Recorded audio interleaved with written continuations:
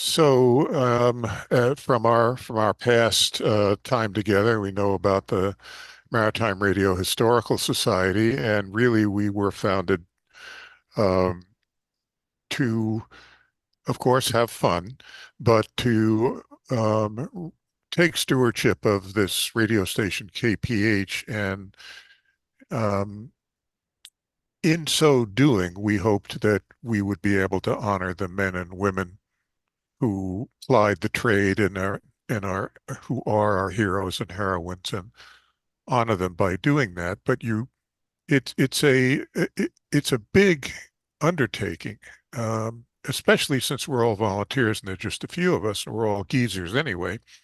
But you really have to ask yourself, why bother? Why bother with this? I mean, it's all about Morse code. Nobody uses it. Well, of course, a couple of us might use it, but I mean, commercially, you don't find it. It used to be the lingua franca of anyone who called themselves a radioman or radio woman. All ships were equipped with it. All the coast stations used Morse. And after all, it's just beeps in the air when you come right down to it. And all those bands that were populated end to end with ships and coast stations are mostly silent these days. So you got to ask yourself, why bother with this? Well, this is what we're going to talk about because that's what Night of Nights is about. Here is the printout of the last message that was sent from KPH at its site at Balena's transmitter site and Point Reyes receive site. And it's a rather poignant message. And, 85 years of service. We wish you fair winds and following seas. 73, we all know. 88, that's because Denise was on staff by then, since 79. And SK, and that's really it. I mean, end of message, but end of the station. And why it ended was because the competing company, Globe Wireless, bought the license. So they didn't get any of the physical attributes of the station. They did get the license and all the frequencies it contained. So that was the reason that the station went silent at Bolinas and at Point Reyes as the receive point. But operations continued for 2 more years at the Globe Wireless site that also housed KFS. That was their primary station, always in competition with KPH. So KFS went out, bought the license. Operations continued at KFS for 2 more years. But finally, even that end came, and that was on July 12th, 1999. And that's the date that we celebrate as Night of Nights. And here's why.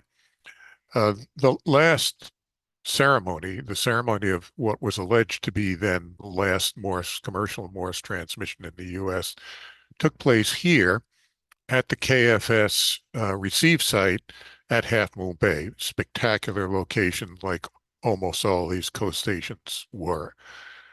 So we all went, and here are the troika, I guess you would say. Jack Martini on the left, the last station manager of KPH.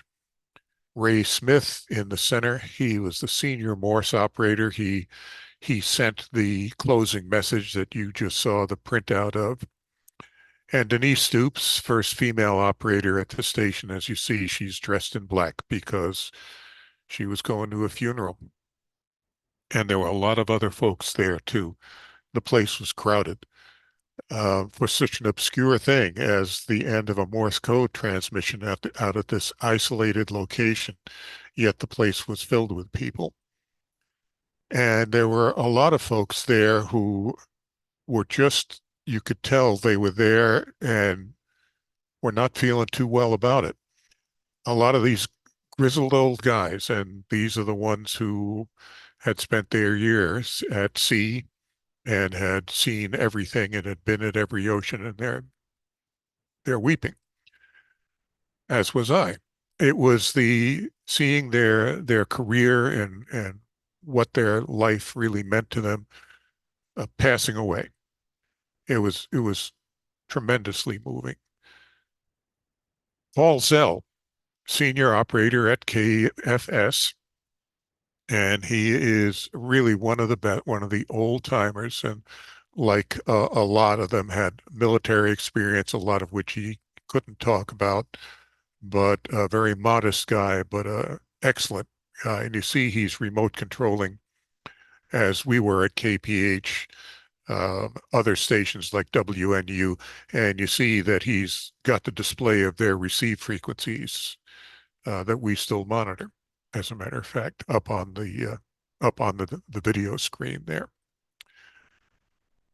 Well, after a bunch of wheedling, they actually let me send one of the last messages, and um, so there I am. And then realizing belatedly that, okay, finally they've let me do that. But then I realized, well, okay, all arrayed behind me are the best Morse operators anybody's ever seen. So, so don't mess it up. No pressure.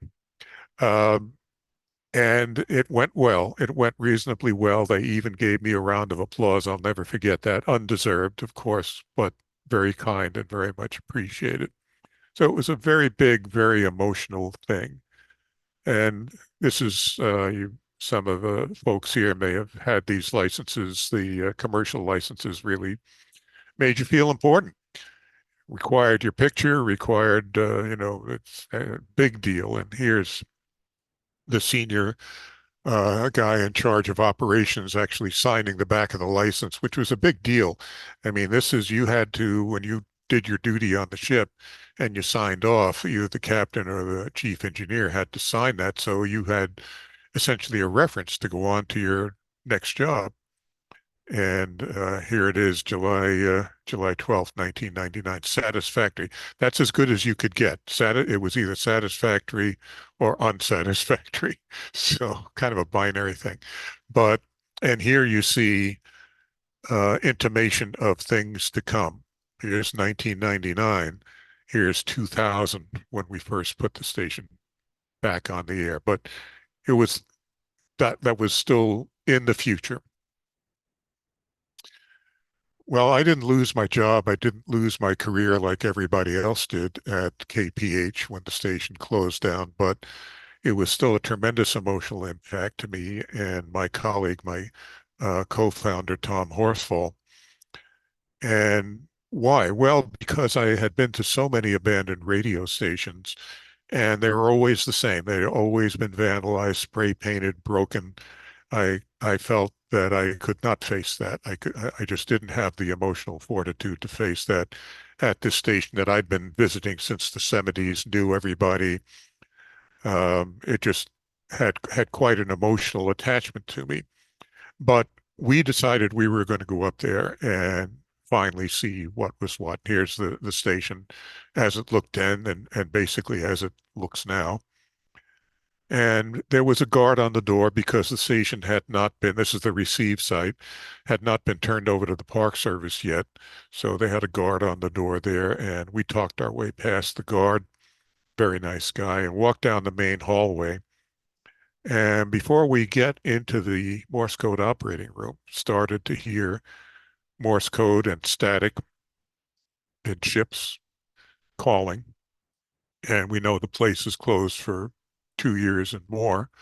So how can this be? And we walk in to the operating room. Here's position one, the main position, essentially as it was when they left it 2 years ago, including the official KPH fly swatter, which we still have and we still use. This is all cattle, bovine country, so you need the fly swatter for sure. But the main thing about it was, and you might be able to tell by the Kenwood receiver, you can probably see that the display is on. And that's because the last thing they did before turning out the lights and locking the door and walking away from their past lives was making sure that that receiver was on and scanning, keeping a symbolic watch over the airwaves. And I thought that was really impressive. So we see here that the ears are still alive, keeping this symbolic watch, and the transmitter site is still existing. This is the upstairs at the transmitter site. Several years later, after we had cleaned it, because when we first got there, it was just horrible, just filled with trash. But everything was there, and the antennas were still existing. That was the big thing. If the antennas were gone, we would have been out of luck. So we said, okay, here is a intact station. Here we have been given our life's work, obviously. So this is what we're going to do. So why bother? Well, because we think it's here. We should do it. It should be left to molder. This room had been open to the weather because of windows out and so forth. The Henry transmitters, you see the beige ones had standing water from condensation. The RCA transmitters, you couldn't open their sliding doors or even move the tuning controls because of corrosion and rust. But we said, okay, we're in, what we would say is we're in the business of crazy ideas. And it doesn't get much crazier than a couple of guys and deciding, okay, we're gonna put a coast station, receive and transmit sites on the air. Why bother? Well, here's Bill Maloney. And, I'll tell you, since it's us and we're friends here together, that I'm pretty good on the Morse key. Each of us has our own skills. We have the most superb transmitter engineers and antenna technicians anywhere. That's not me. I mean, I have a good basic understanding, but these guys are the kings. I'm much more an operational guy. So I found my spot in the operations department. But this is Bill Maloney. And when I first started meeting the folks who used to work there, I realized, okay, I'm okay on the Morse code key, but I have a lot to learn here because this was their profession. It wasn't their hobby, it was their profession. Most of them were not hams. And it's just not a matter of going fast. It's a matter of technique. It's a matter of subtlety. It's a matter of technique and just having a certain touch. And all those folks said, yeah, we're pretty good on the Morse code key, but there was this one guy, Bill Maloney. He was the one they looked up to. Never got a chance to meet him. But here's the kind of guy Bill Maloney was. He was a Quaker.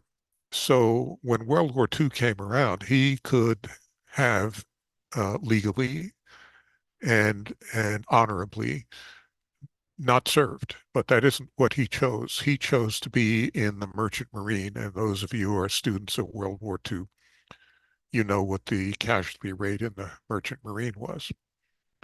And indeed, he was torpedoed and survived and sailed again and was torpedoed again and survived and came back to KPH to be one of the most beloved and most modest, everybody said, most wonderful guys anybody's ever met.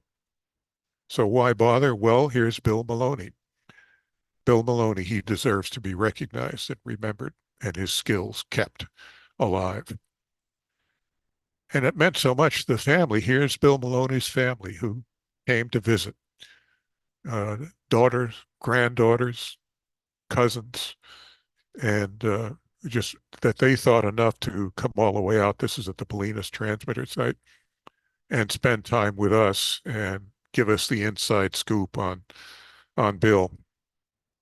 And when I was on duty alone in the early days, as a woman came in and I can usually tell just by looking in the eye whether they know where they are, which will usually be a shipboard radio operator or a ham radio guy, or have no idea where they are. And this woman came in, elderly, but she had the look in the eye saying, I know exactly where I am. And so we were chatting away. She was a nurse during the war. And then finally she said, well, you know who I am, don't you? And I had to say, no, I'm sorry, I don't. And she said, well, I'm Dottie. I'm Dottie Maloney. I'm Bill Maloney's widow. So now I understand why she's there. She's doing an inspection. She's saying, what are you radio squirrels doing at my husband's radio station? So we explained to her just what we all have been talking about here, that the purpose, the foundation on which our whole project rests is to honor and commemorate men like her husband. And she said, okay, and went away. And then she came back 2 weeks later with the memorials that they had hung on the wall when he passed away. And they are very, very moving, even though they are just printed out. But you're familiar with the traffic list. All commercial stations sent their traffic list every 2 hours, the list of call signs of the ships they were holding traffic for. And they honored him in the traffic list. And it was the best thing that they could come up with to do. And it's very moving to see. So why bother? Well, here's another good instance of how much it really means to people. And here's another thing. Here's the log of the station, December 7th, 1941. There they are copying this stuff, the SOS from the Cynthia Olsen, first ship to be torpedoed after the U.S. entered the war. The famous message, air raid Pearl Harbor, this is no drill. Commence War Plan 46 against Japan. War Plan 46, we got nothing. All the battleships are on the bottom. Luckily, the carriers survived. MacArthur is about to get bombed out of the Philippines. So why bother? Well, these folks were on the air. They were there. They were monitoring it. And you can imagine what went through their minds. But you see how professional they are. They're putting it in the log just as the regulations say they need to do. Meanwhile, what can they be thinking? Well, we're in the business of crazy ideas. So here is the transmitter site for KFS. And this is in Palo Alto. And once the station went off the air, we were given essentially free rein and saying, okay, whatever you see, historic stuff, we know you're going to preserve it. We know it's not going to end up on eBay. So please come in and look and take what you think is worth taking. Well, we said, okay, we're going to take two of these 15 kilowatt PW 1940s vintage PW15 press wireless transmitters. Now, all right, I mean, I already told you, in the business of crazy ideas. Well, here they are up on cribbing at the and it took a lot to get to that point. And here they are located loaded on a lowboy trailer. So all the way up from from Palo Alto up 101 out to Marin and put in place in the Bolinas transmitter site. And it's one of them, the one that's restored and operational. And you can see, I hope you can see, set 12B. And this is amazingly enough, I didn't know it at the time, but this is one of the transmitters that I was keying as I was sending one of those last messages from Half Moon Bay.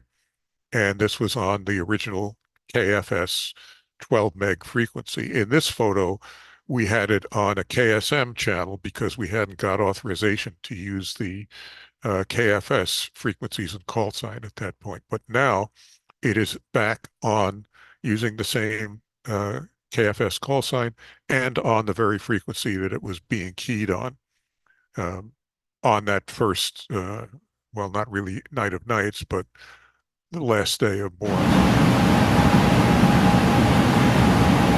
Flashing away. We've restored the mercury vapor rectifiers in it, so we have the pleasure of seeing that.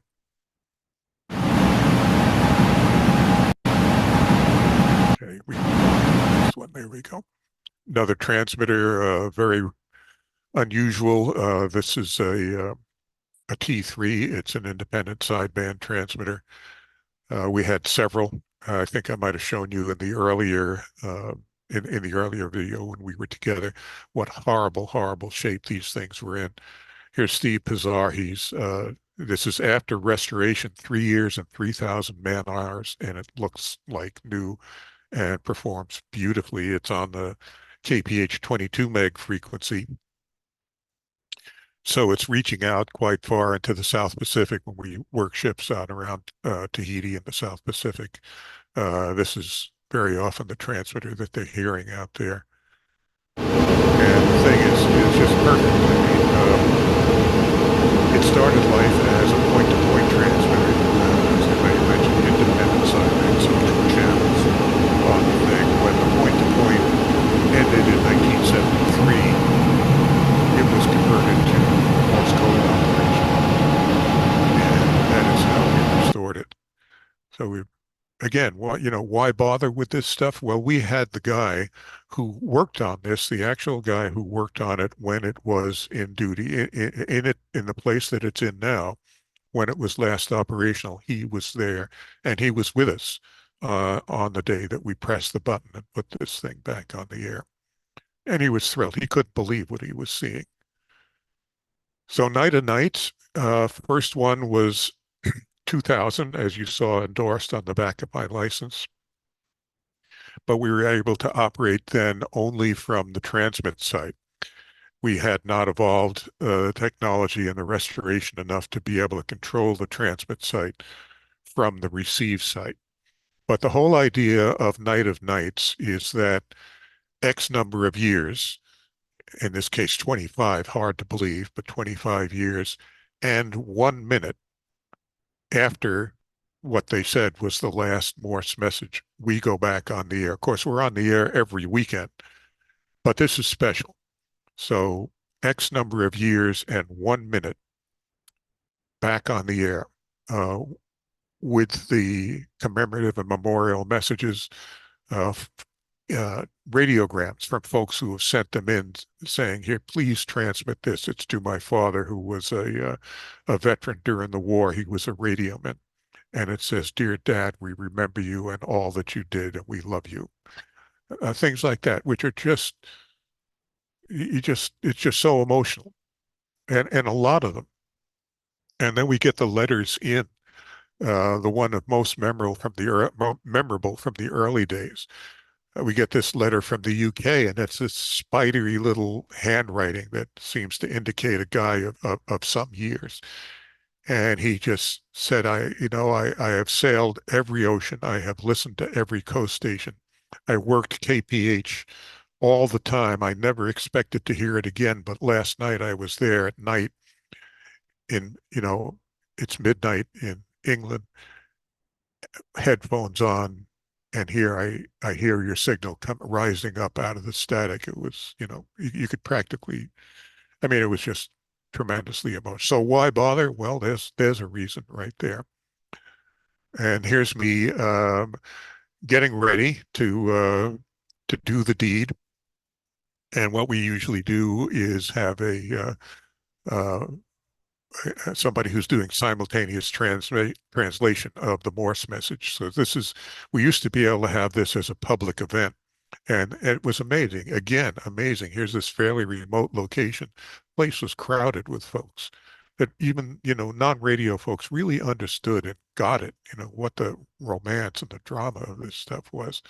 So I would dress up in my special uniform with the tie and the RCA tie tack and all the rest of it, and tell everybody was about to happen and throw the switches, and off we would go. Meanwhile, down at the transmitter site, they're keeping watch over all the transmitters. Here's the Henrys for Night of Nights. One of the things that's a little bit different is we have as many of the classic 1940s and 1950s transmitters on the air as we can, and the Henrys usually operate as backups for that. And normally it's the other way around, but Night of Nights we want to get as many classic transmitters on the air as possible. And here you see the station as it is now. I thought I had a picture in here I missed the picture. Well, there was a picture in here of the cake. I don't know why I left that out, but every year there's cake and has the call letters and lightning bolts on it, and there's a ceremonial cutting of the cake at the transmitter station. Here's how the receive site looks on a typical Saturday. We got four operators that you can see. I was on the ladder taking the picture, so we had five operators banging away, and it was just like time travel. And it was fantastic. Unfortunately, Night of Nights is not a public event. Just the logistics, since the park has now closed the access gate and the crowd control became a little too much. So we're not very sadly able to invite you to join us physically, but we sure do hope you can join us over the air, because every frequency we can muster is going to be on the air. And well, thank you very much. That's Night of Nights.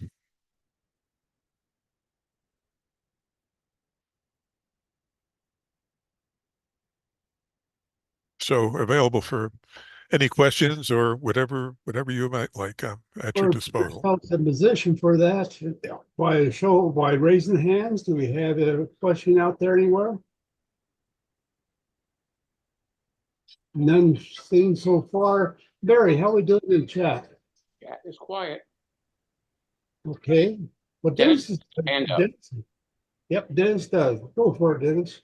Oh yeah, I got to ask a question. You mentioned the Richard. Thank you. First of all, that was wonderful, and I always enjoy listening to the Night of Nights. It's quite an event, and I'm really thankful for what you all do to preserve that. And I know uh, KPH is not the only one doing that. I know there's other stations around, and a lot of the museum ships participate. And I think, is it? Oh, I can't think of the station that's down in it's down in the south. That's one of the old maritime stations that they get on the air, I think. I recall. I can't think of their call. Anyway, you were saying that the Park Service is has closed the gates. Do they? How do you get visitors up there on weekends? If are you're still taking visitors on weekends, right, to the site? Yeah, that's absolutely right. The gate used to be able to drive down the access road to the station. What Uh-huh. happened is that the road is lined by cypress trees. They Cypress. have formed a cypress tunnel, and that has become almost as popular, maybe even more popular than the lighthouse. So folks are able to walk in, Yeah, but Night of Nights it's going to get kind of dark. Folks can't drive in, and so it's just not as easy to accommodate visitors as it used to be. that makes sense. That makes sense. Yeah, having seen the station back in let's see, I think I told you back in whenever it was, I was up there 83, 84 time frame, 1983, working over at Three Peaks at AT&T All on the other right. side of the mountain. Yeah, and we came out and visited the station. And yeah, it's a beautiful that drive into the station is absolutely gorgeous. That is just such a great setting. It's a beautiful place. So I do look forward to being able to come up and visit. And Yeah, we will. You or anybody else among the group who wishes to come and visit, we definitely encourage that. Just let me know before you're coming. I mean, you can drop in, but if you let me know before you're coming, we'll really put on the extra show. As Steve Hawes, our senior transmitter engineer, says, we will put on the shock and awe transmitter demo. Uh, nice. Night of Nights is July 12th every year. I see there was a question in the chat. July 12th every year, and first transmission, as I mentioned, is 5:01 p.m. Pacific time. How And long, we'll be, how long does it take to warm up the tubes? good question. How long does it take to warm up the tubes? I'm not sure what the exact answer to that is, but one of the fun parts is as the transmitter station comes alive, and as first of all, the power switches on the switchboards are thrown. So you have these giant bangs, that as they go on. Then the circuit breakers in the 50s vintage transmitters it takes your whole palm, they're horizontal, it takes your whole palm to push them. So boom, you've got that. On the PW15 downstairs, it's got a lever and like a a baseball bat sticking out of the front of it, and you crank that up. And when all this is happening, of course, all the blowers are now coming up. So it's music, it's just fantastic. So Steve usually likes to, especially the classic ones, let them cook for an hour or so, filaments all warmed up, all the mercury vaporized in the mercury vapor rectifiers and thyrotrons and all of that. So usually they're cooking along for several hours or at least a couple of hours before they're actually put out in the air. Thank you. Interesting. And the question about the night-to-night frequencies, that'll all be posted on our website, and we're making a lot of announcements on social media. I'm just waiting for Steve to come up with the final roster of what transmitters are going to be on what frequencies. And the website for us is radiomarine.org.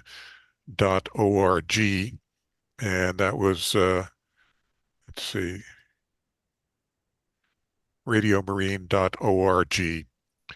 So you go there, and also we have Facebook and all the other stuff it'll be posted there, and all the frequencies, both Morse and teletype, will be on the air.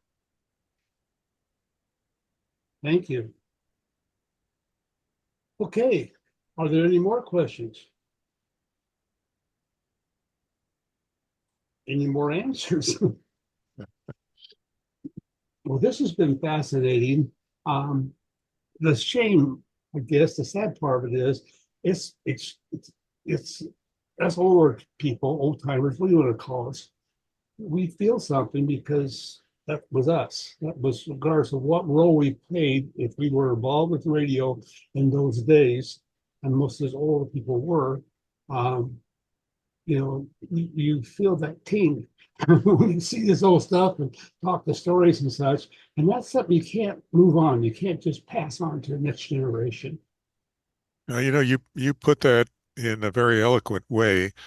Um, it's not a priesthood. Anytime we find a younger person who seems to have an interest, we do everything we can to kidnap that person and have them be part of the group to pass it on. And we've had modest success at best. But you put it that way. You put it as it needs to be put. When we're all geezers.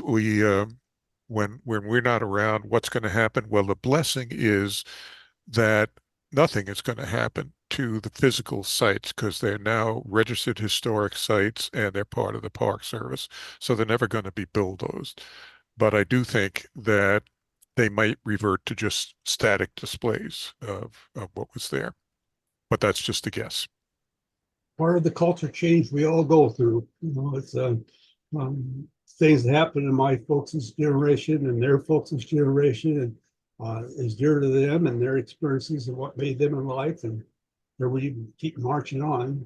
And culture is part of what changes this, keeps us going. Okay, any other questions? That's one skill that will never be replaced by AI. They sort of tried that. Of course, the big expense in any operation is the personnel. So they tried to automate the reception of Morse.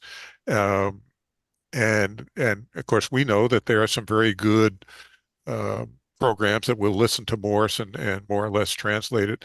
But you're talking about static. You're talking about guys on the ships who sound like they're beating two spoons together, or they're drunk, or you know, that's just you can't do it. You got to have a human brain between those earphones. So yeah, absolutely right.